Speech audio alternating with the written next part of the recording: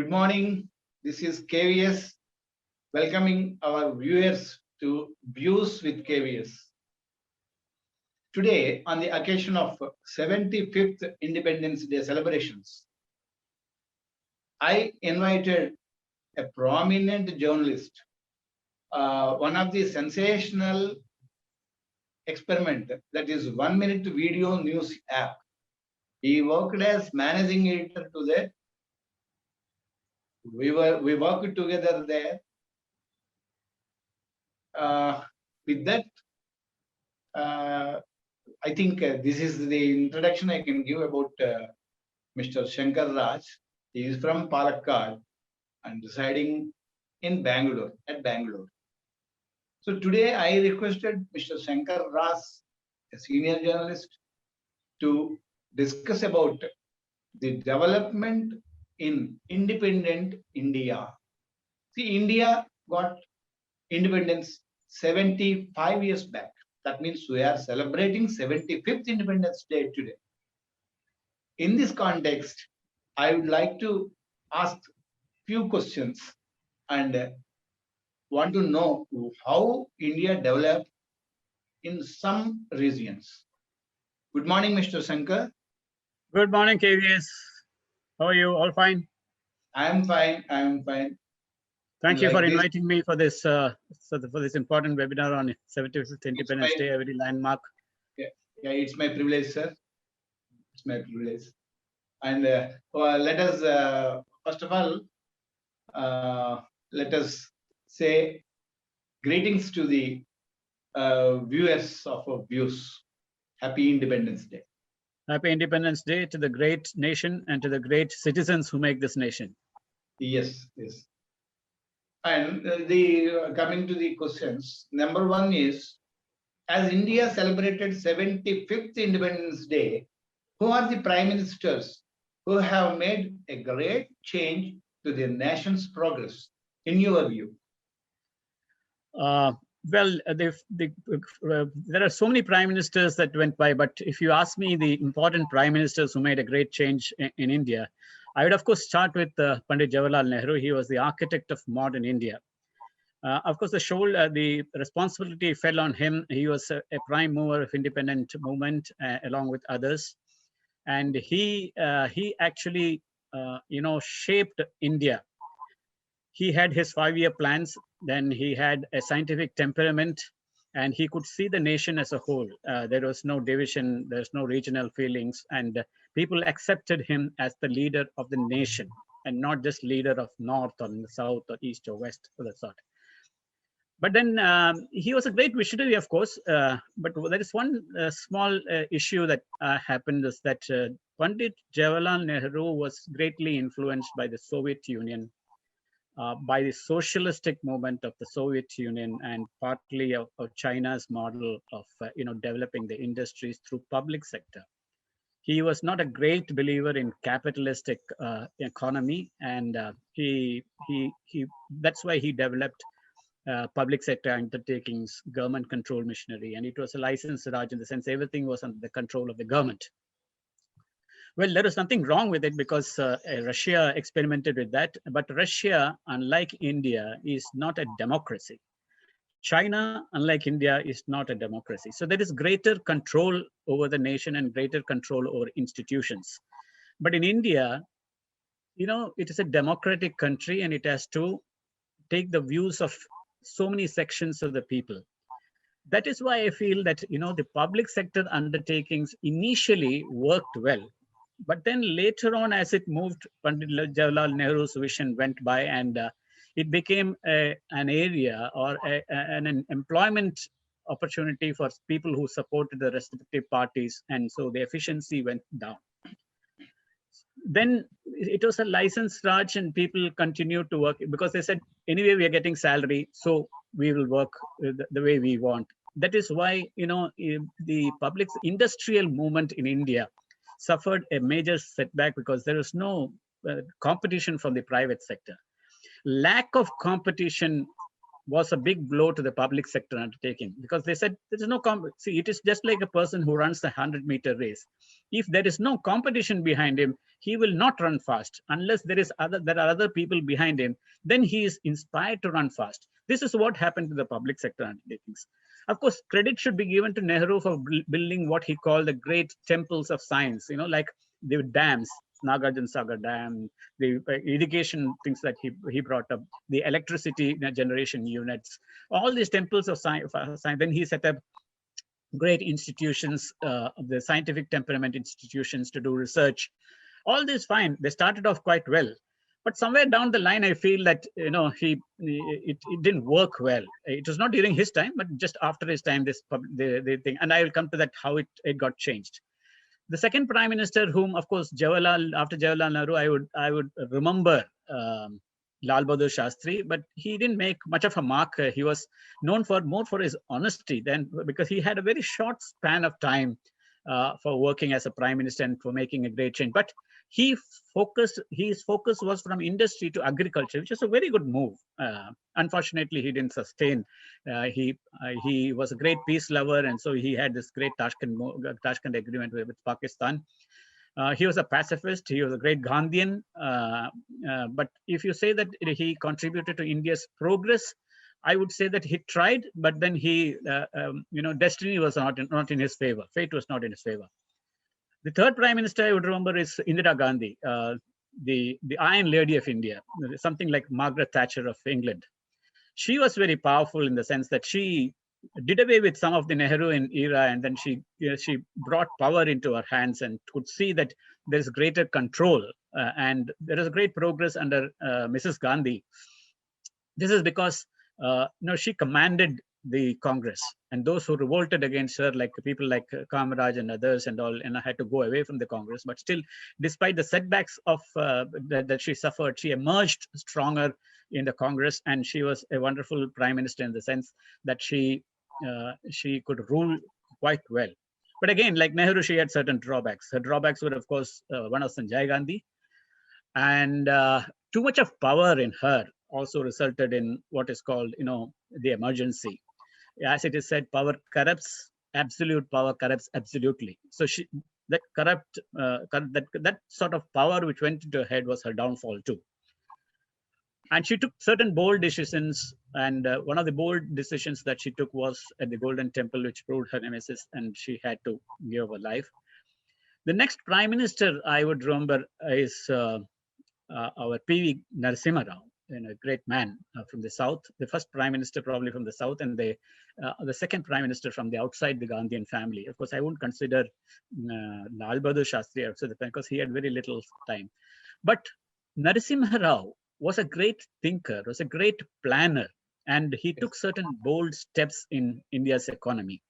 He threw open the economy through Manmohan Singh when he was the RBI governor, and he made a great change. That is, he moved away from the Nehruvian era and went more, and he sort of that control by the government, the centralized license Raj, he gave up, and the telecom sector was open.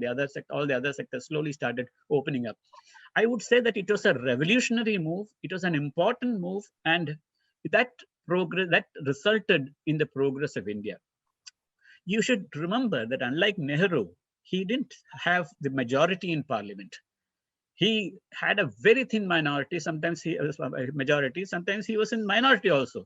But still, he could galvanize the forces of India and change India's destiny economically. That was the starting point of India's economic journey.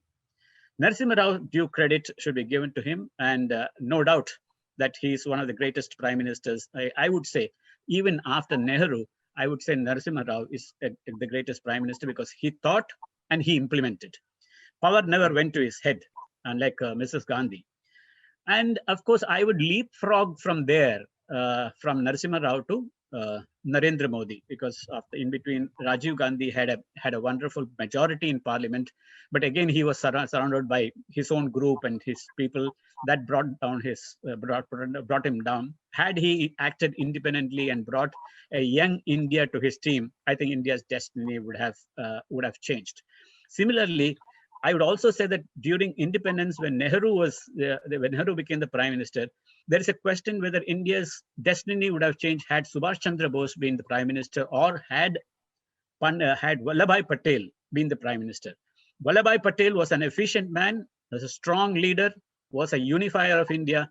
But again, unfortunately, health was not on his side, and he was sick. He was sick, and then he fell ill, and his life was cut short.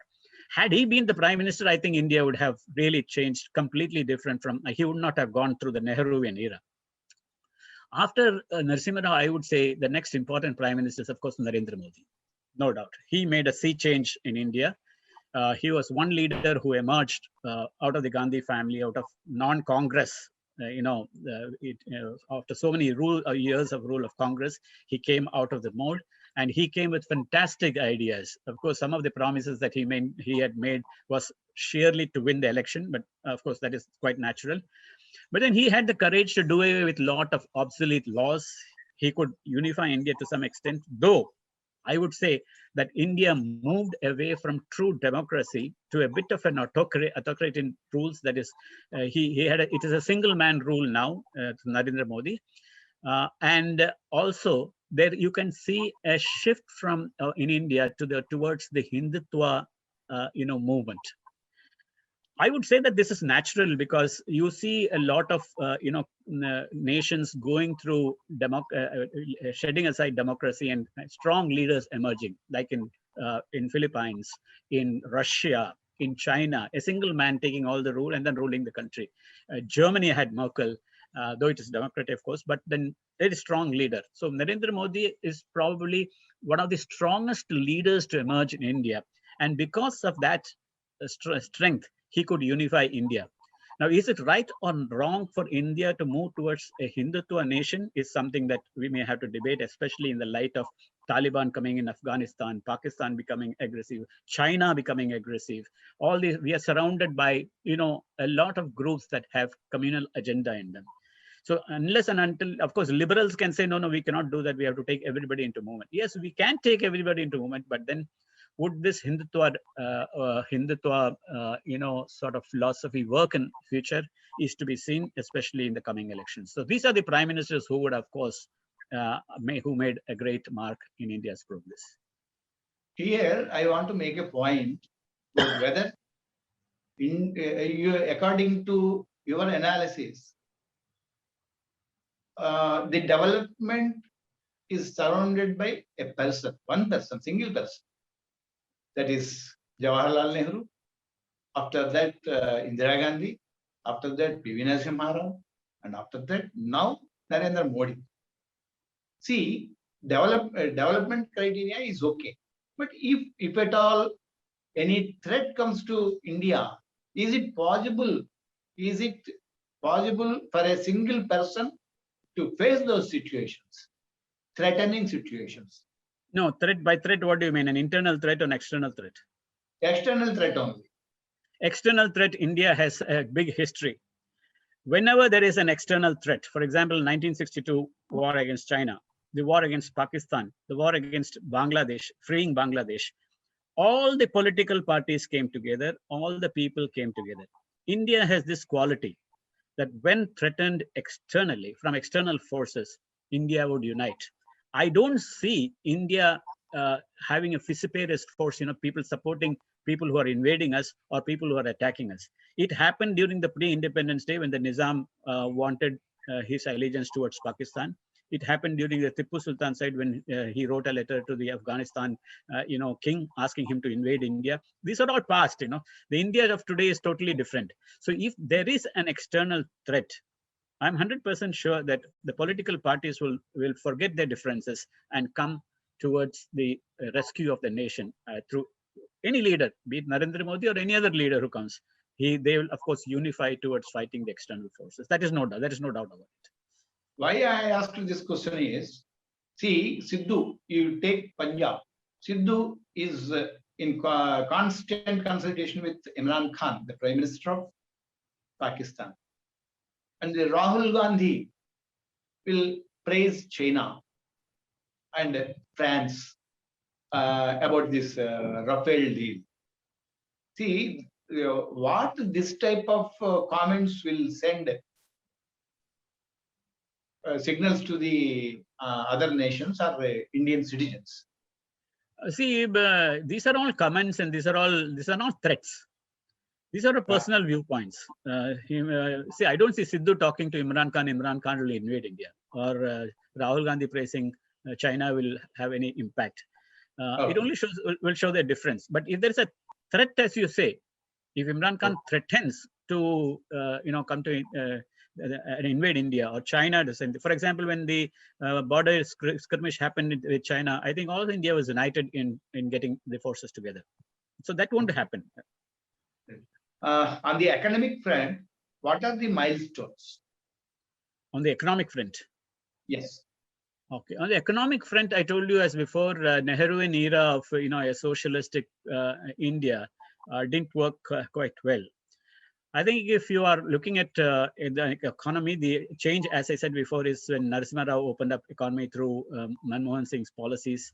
Is that is what happened, and that is the way forward. I now increasingly see in Modi's era a lot of privatization. That is, a lot of private players coming into play in India. But that would be at the cost of the public sector undertakings. The public sector undertakings, what happened was, since they didn't have competition, they never had. It is like growing an animal in your house. You make it a pet, and suddenly leave it in the forest. It will not have any instinct to fight. So public sector undertakings, they don't have that instinct to fight, especially when the private sectors came in. So I see there'll be a more move towards private players having, and my personal viewpoint is there should be an increase in public-private participation for India's progress. I think that is the way ahead, rather than completely privatizing like America, or completely being under public sector like Russia. Okay.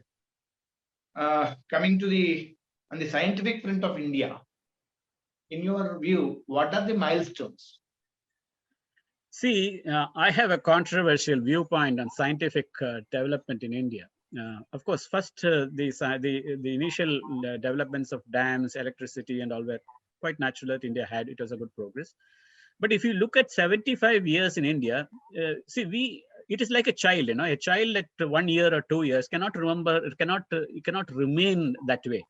So India's progress has been natural, but has not been extraordinary, like China or like Russia or like America.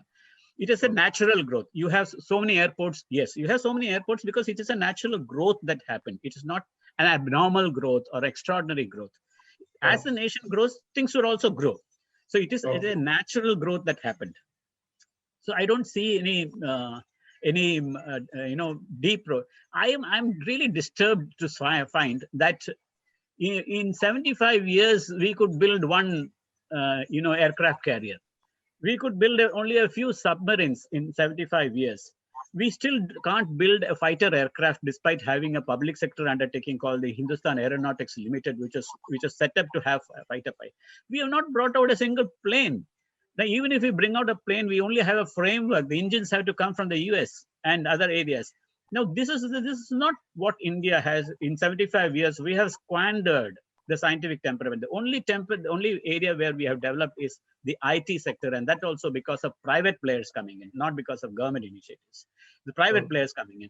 Then hospitals, because it was thrown open to the private sector, medical things happen, medical developments happen. But again, research in medicine, because it is still in public sector, it's very poor. I don't think India has progressed much in medical research, in the sense that coming out with new drugs, new vaccines, new policies, breakthrough revolutions. In 75 years, did we have one man who got a science Nobel medal, in research? C.V. Raman had it. Then after that, what happened? It is all economics or literature that we won, but we never won for scientific research. This is really it's a shame on the nation that 75 years we have not been able to make a scientific impact on the world, despite having such talent in India. I think we should look forward. We should go ahead and see that we invest more in research. We invest more in indigenization. Of course, Make in India is very good, but you should really make in India and fly your aircrafts in India. Only then we can. We still import guns. We import planes. We import everything from outside the world. What is happening in India? Why there is no progress? So this is something that to be thought about. Okay. The last and final question. How do you see the future of India? Future of India. I see that, there will be a lot of growth of regional aspirations. It is not going to be a Delhi controlled, government in the future. It would be very difficult. I see a lot of local talents, lot of local leaders coming up, like M.K. Stalin in Tamil Nadu, and Pinarayi Vijayan in Kerala. There are controversial leaders, but still there a one-man rule in that happens. TRS in Telangana, in Andhra Pradesh you have the Jagan or either the TDP. In Punjab you have the Akali Dal. In Maharashtra you have the Sena. In Orissa, you have the Biju Janata Dal. In Bengal, you have the TMC. So all these people are regional players, regional leaders who would become very, very strong.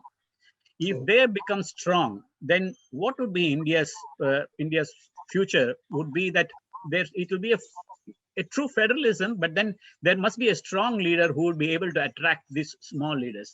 I agree now that there is opposition is uniting against the Congress. I agree. But then what happens after the election? Because they don't have a common agenda. Unless and until the regional players have a common agenda and put nation before them, India's progress will be very, very difficult. So India's progress is going to be seen as a lot of strength in the state, diminishing central strength. And so India will have to compromise this way or that way and have a strong leader like Narendra Modi. Unless and until you have strong leaders in Delhi, I think India is sort of in the sense that we will see regional players coming up, and that might be a problem. Then I'll also see a lot of regional, divide between the north and the south. North being a different economy, south being more progressive in nature below the Vindhyas. So that division also might be there, like you're seeing in other nations. That's in Spain. You see that the areas that are developing do not want to be other side should not be a burden on them. So there'll be sort of this sort of frictions. But I don't see that this is going to be a problem because India has withstood such frictions in the past too. We had to think a way out how to get all these regional forces together to push India forward towards the 100-year celebrations. That's my viewpoint. Oh, wonderful analysis you gave to our viewers. And I'm very happy to see you analyzing India's future and Indian prime ministers and different sectors of India. I'm very thankful to you, Mr. Shankar, for accepting my invitation to speak about India on the 75th Independence Day. Thank you very much. Thank you very much, and Jai Hind. Yeah, Jai Hind, Jai Hind. This is Views with KVS. Please post your comments and subscribe our channel. Have a great day. Thank you, sir.